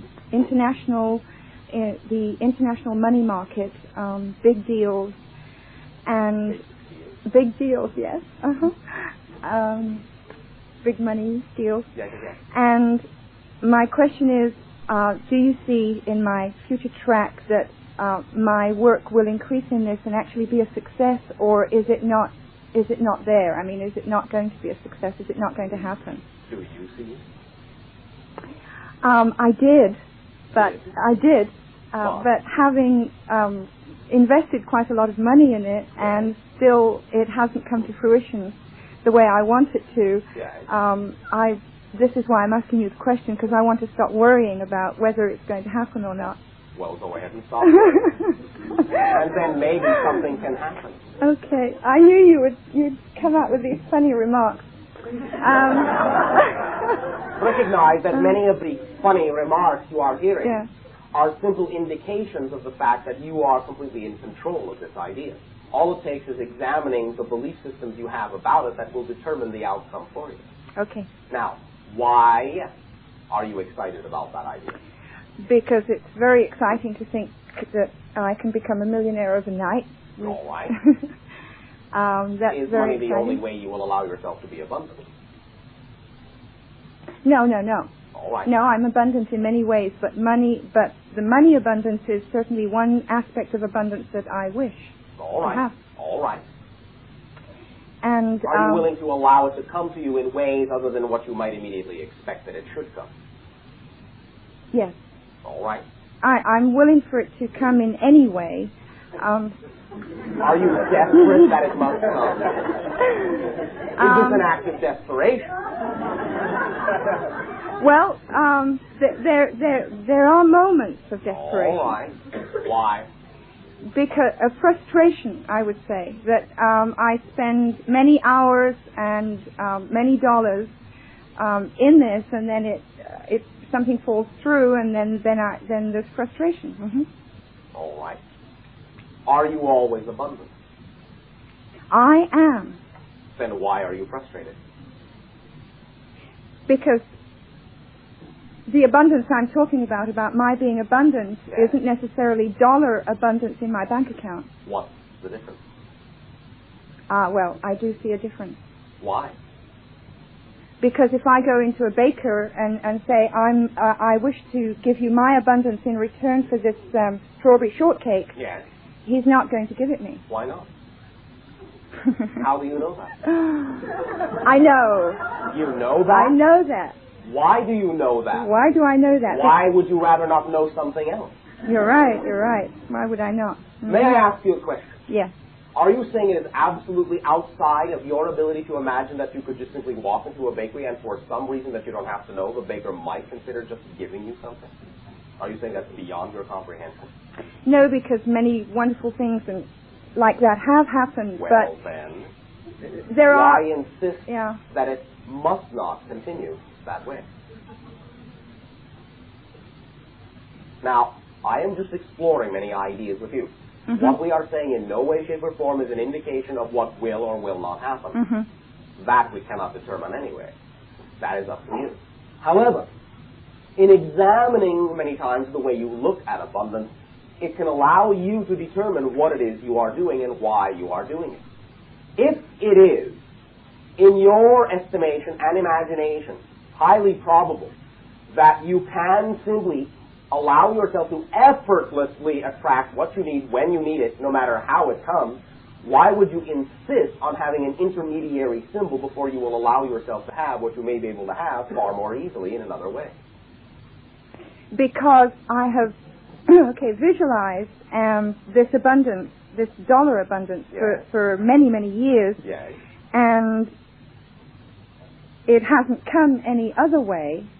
And now, wait a minute. You are contradicting yourself. You have just said you have had abundant experiences where it did not take the idea of money. Yes, but this particular dollar... That's not what we are asking you. Oh, I'm sorry. Could you repeat you? In other words, a particular scenario, using your example, allowing something to be acquired from a bakery. In your terms, it can either be given to you, or you can, in your terms, with money, purchase it. Yes? Mm-hmm. Yes. Now, if it can be given to you more easily, would you still insist on having to get the money in order to purchase it anyway? No. Well, then, why are you being so insistent that you have to have the money to represent abundance in your life? Because all the things that I wish to have, I know that I will need... Watch yourself. Uh-huh. You what? You know you will need the money to get them? That's what I was about to say. Why do you know you need money to get them? Many people used to say, I know I need money to get that bakery good, but if somebody gives it to you, is that not an indication that you don't always know that you need the money to get it? Yeah. If there is one exception, that can become a lifestyle. Now, we are not meaning to imply that you go through life panhandling. Thank you. But simply recognize that many times the reason for the quote-unquote blockage of the monetary symbol in many individuals' life is their insistence upon it. They are constricting the flow themselves because they say they cannot imagine that any other way might be the path of least resistance more than having the money. If you already know that with the analogy of the bakery, it can happen that you can be given the baked good, why not simply assume that that is the rule and not the exception? Rather than assume that the money is the rule and not the exception. Just because you see it that way very often in your society doesn't mean one way or another that one way or another is the rule and not the exception. When you decide what is the rule and what is the exception, that's how your life becomes structured. So if you decide that you prefer allowing your abundance to come to you in whatever way, shape, or form you need it to, without the money always having to be the rule rather than the exception, then you will find things coming to you and you will probably not need as much money as you think you need. When you allow your abundance to be equal across the board in all the ways it could come to you, then you may find that in proportion to the way things come to you, you will need far less money. But you will always have just enough, exactly enough, to bring you the things that need to come through the utilization of the symbol of money. So let us say in your life, if you can create your life to be 75% other forms of abundance and 25% money, then you'll only have 25% of the money. If you insist on more than 25%, you're actually fighting your own flow, your own ease of creation. Because if your life says, but why don't you want 75% of your abundance in this other way, which is the more effortless way? You follow me? Mm-hmm. Now, these things that for now you think you know you need money to have, why do you think you know you need money to have them? Can you imagine that they could, even just for a moment, come to you in another way? Is there any other possibility at all, other than insisting that you have to have money in order to get these things you desire? Is there any other way that they could come? Well, in my imagination, of course, yes. Here's the clue. Oh, yes, in my imagination, but as everyone knows, imagination is not real. Oh, yes, it is. Your physical reality is absolutely and utterly nothing more than what you imagine it to be, based upon what you have been told to imagine it is. Now, you don't have to buy into that anymore. Your imagination is absolutely real, and you may take me literally. I am not speaking philosophically. Imagination is representative of real reality. All that it takes is for you to decide that's the reality I prefer. Then you start acting as if it is really real. And as soon as you start acting that that's really real, what you picture as opposed to what you have been experiencing, then what you picture is what you will begin to experience. Okay, that's exactly why I'm here tonight, because that's exactly what I did with these deals. One moment. Okay. What is also important is to get in touch with why you desire the reality you desire. Yes, to picture it and to act as if that is real is to bring it into manifestation, but not if it goes against the grain of your path of least resistance, and not if it goes against the grain of what you really believe you are capable of, or what you really need. Because then you'd only be fighting yourself. I understand that. All right. So the idea we are asking you is, yes, you created the pictures of the money deals, and you created them to come to fruition. But if that representation, in and of itself, is actually a constriction of your abundance rather than representative of an expansion of your abundance, you're going to create a stalemate, as you have done. You follow me? I follow you. I was not, however, aware that there was any constriction in it, in my desiring it. Correct.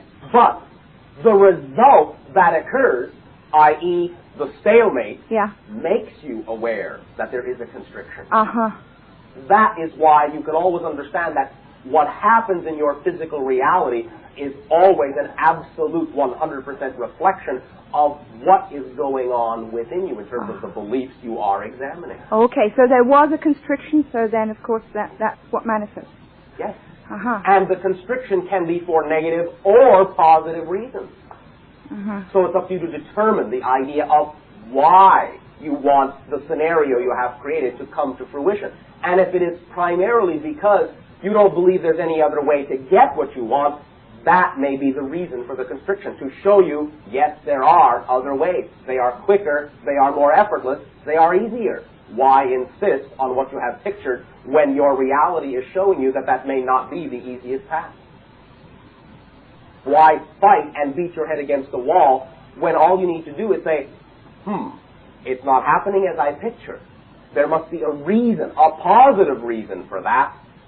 Therefore, I will look around and see what other ways what I want could come to me, rather than insisting that this is the only way it will come. It is that willingness to examine all other probabilities in the face of what is happening that gives you the opportunity to use that circumstance in a positive way. You follow me? I do follow you. So, let us again examine the idea of why you have to have the manifestation as you have visualized it. Why must it be that way, or you will not allow yourself to believe you will be able to get what you want? No, I have not denied myself the belief that I will get what I want. Yes. It's just that I was so wholeheartedly set on getting it this way now. Yes. And so that's why I don't see why it isn't coming to me. What is it you want? I want one of these deals to close. And why? In other words, let me put it this way. Is the deal in and of itself the goal? Or is the deal a step towards something? It's a step. What is the thing it is a step towards? Money, dollars. For what? To enable me to do what I want to do further in life. Which is expanding my activities in any way I wish, in a relaxed way where I don't have to think of earning money to pay my rent, earning it to eat, where it's just there, and all the survival functions of this earth are just taken care of, etc. You know. Yes. Okay. What activity? I haven't decided on them in detail. Is that the thing? But why should I? Why do I have to constrict myself into such a decision? That is not necessarily a constriction. Let me put it on a very simplistic level.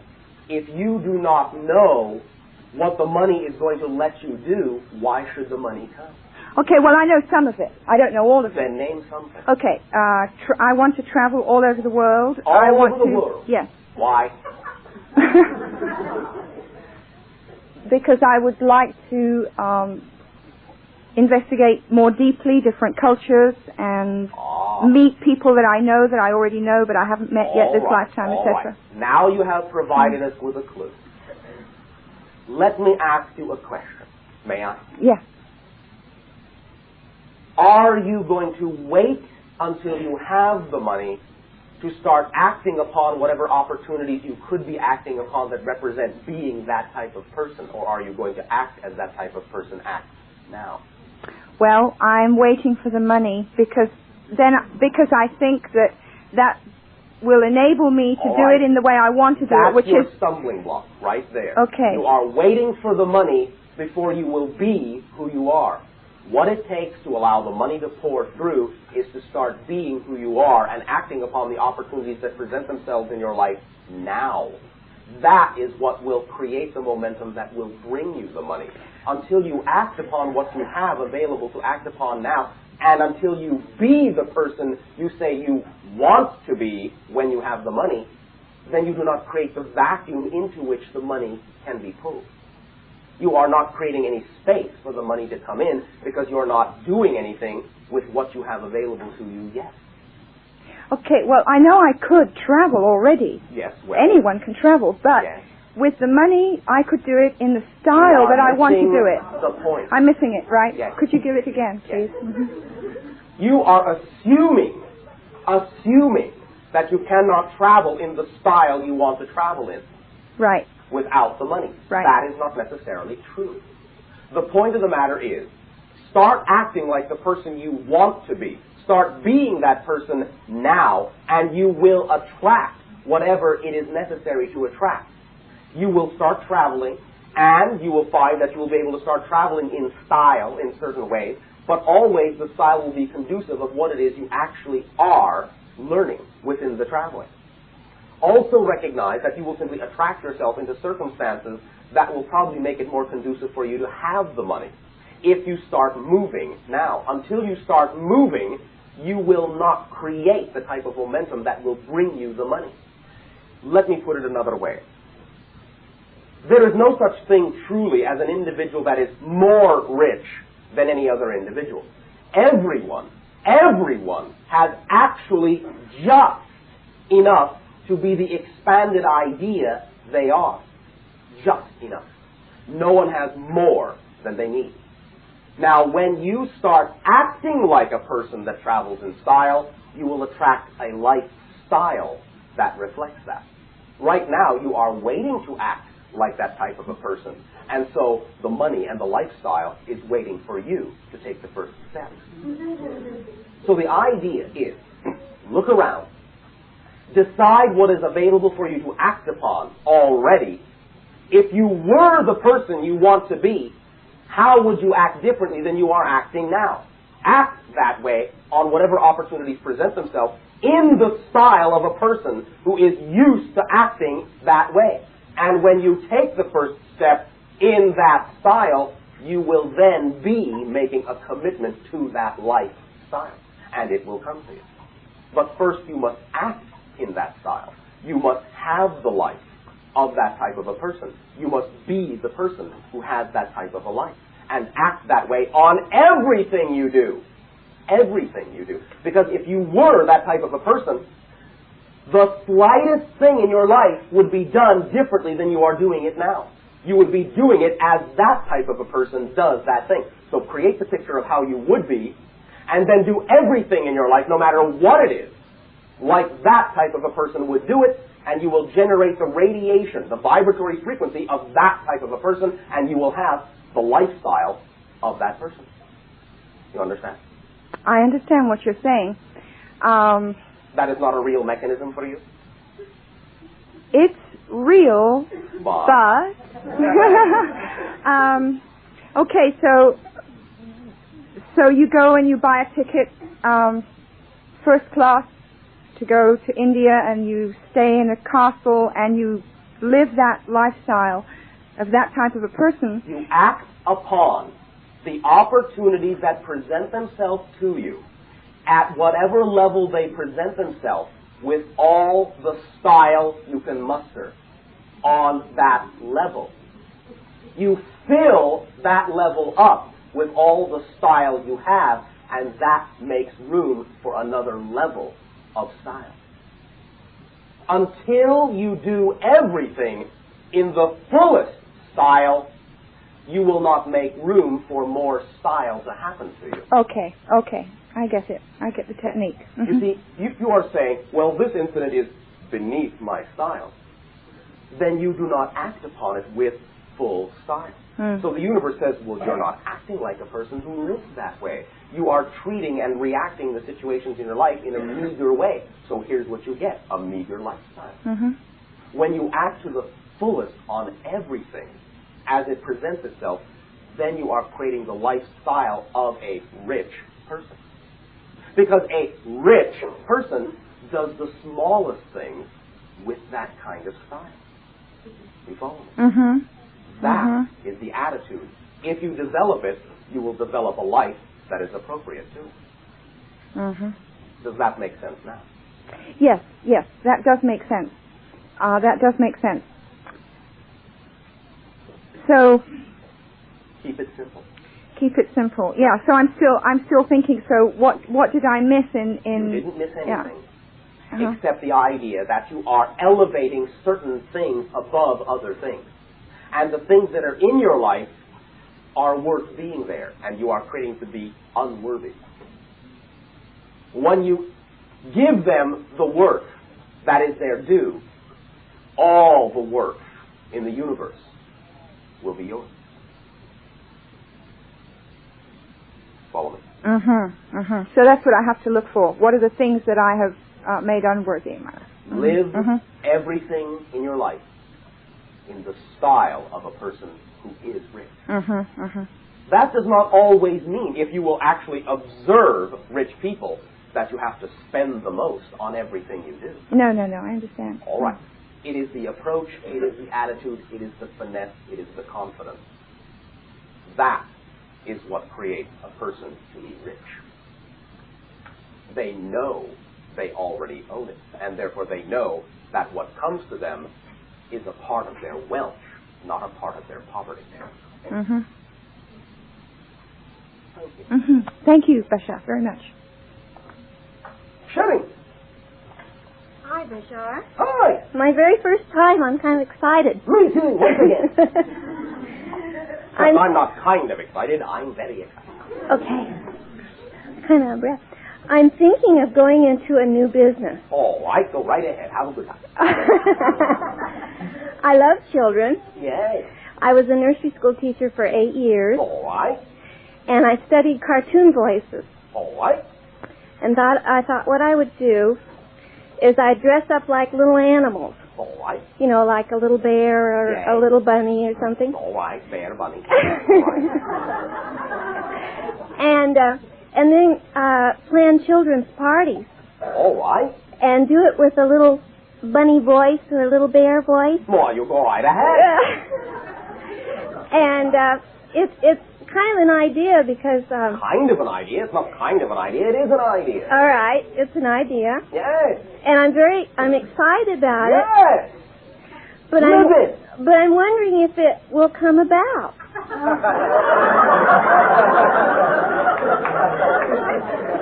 That's like saying, here I am, behind the wheel of my very own car. I have turned it on, and my foot is poised above the gas pedal, and I'm wondering if it will go.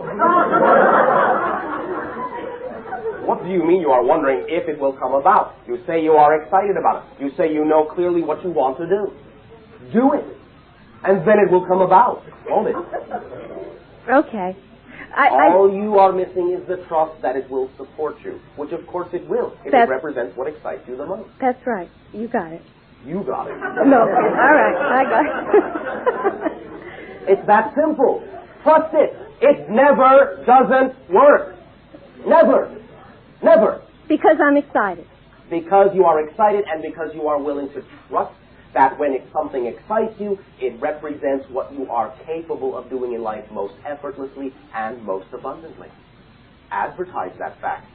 Tell everyone who you are, and they will want you to come and do your bunny voice. Okay,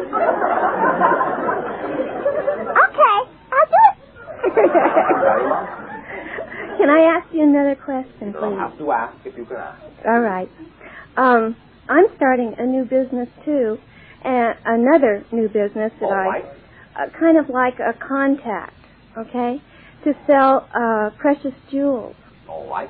And I just wonder if I have the background and business knowledge to make a business out of it.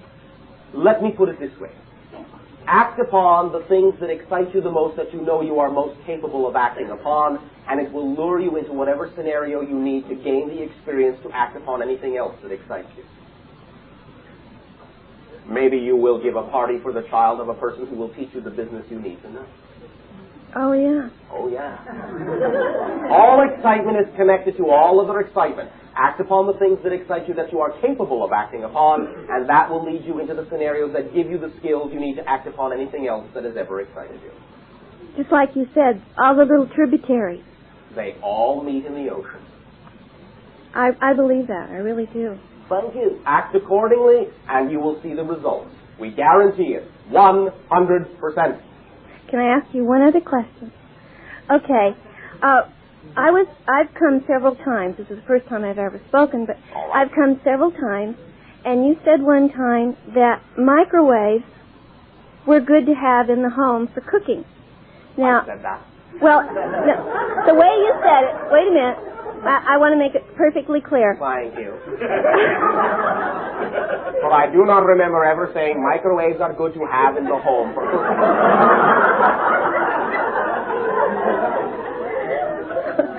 What you did say was to heat water in a microwave would change the vibration of the water, and then it was good for us to drink that water.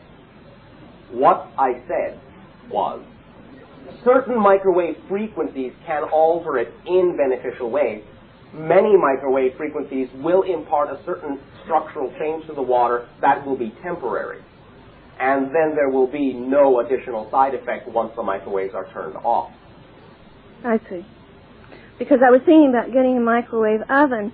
Your own electromagnetic energy will structure the crystalline energy within water appropriately, far more swiftly than any of your microwave devices will. Simply imagine blue-white electromagnetic light going from any portion of your body, your hands, your head, if you wish, your heart, your solar plexus, into the water, and allow yourself to know that within a very calm, meditative state, you will be imparting to that water a certain crystalline structure and therefore extracting from that water the power inherent within the crystalline structure of that substance. And in drinking it, it can align and assist in your alignment and assimilation of your acceleration to higher energy. I see. Okay.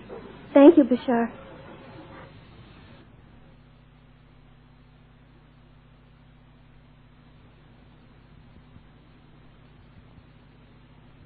And be of assistance and allow it in your terminology to create all the understanding that is necessary for smoothness of transition. Yes, he's been in and out of the hospital several times over the last few years for various operations. And it occurred to me that he might now be preparing, particularly my mom, for his absence.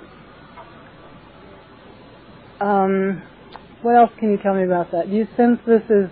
We can gaze upon them, allow the state, vibrational frequency that they put you in to take you where you need to go, and so that you can understand the relationship between the three of you. Thank you. This is what we can assist you with at this time. More information can come from other individuals, but right now it is not our place to do so. Okay, I understand. I'm planning to go on a trip shortly after the 1st of June and be gone for a couple of weeks. If I felt that he was going to be leaving while I was gone, I would not go. I would stay to be with my mother. We cannot tell you what to do, but it is our suggestion that you stay around. Okay. Because there may be many processes that will allow you to know when the timing feels correct for you to go on your way. Thank you very much, Bashar. Thank you very much. Love to you. Swim freely. Thank you. At this timing, once again, allow us to extend to each and every one of you the ocean of our dreams. The ocean of your dreams, so that you may know you can swim freely in that ocean and drink deeply of the knowledge that is inherently your own. Allow yourselves to connect in the vast ocean of electromagnetic energy around your entire world with all occurrences, all fluctuations, all energy gates, all vortices, and know that you are a part of the matrix, a part of the web, a part of the net, and that the pulse of the entire world will be felt by each of you when and where you choose to be sensitive. And you will play your part in the symphony and the orchestration of that energy upon your world. We thank you for your willingness to create this crystallization which allows our consciousnesses to interface with your own more smoothly. Our unconditional love to you all, excitement to you in your transitional time. It is a very exciting place and time to be, and you have all chosen well. We thank you for your boldness. We thank you for your brilliance. We thank you for your love, and we bid you a fond good night. Good night.